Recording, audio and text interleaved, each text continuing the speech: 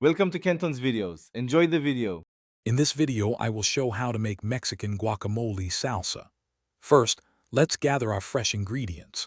You'll need about 3 ripe avocados, 4 medium tomatillos, and 1 jalapeno or serrano pepper for a nice kick. Don't forget a quarter cup of finely diced white onion, a quarter cup of fresh cilantro, and the juice of 1 lime.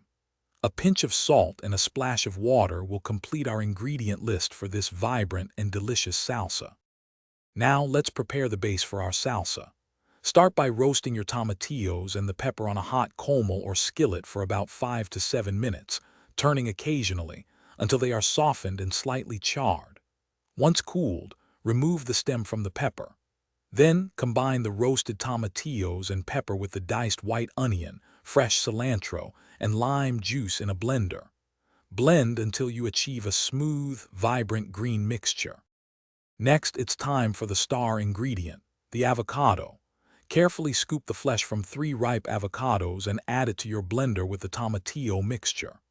Blend for just a few seconds, pulsing until the avocado is incorporated and the salsa reaches a creamy, yet slightly chunky, consistency.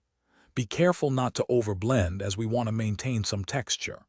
Now, season generously with salt, tasting and adjusting until it's perfect. For the final touches, if your salsa is too thick, add 1 or 2 tablespoons of water, a little at a time, blending briefly until you reach your preferred consistency. Give it one last taste and adjust the salt or lime juice if necessary.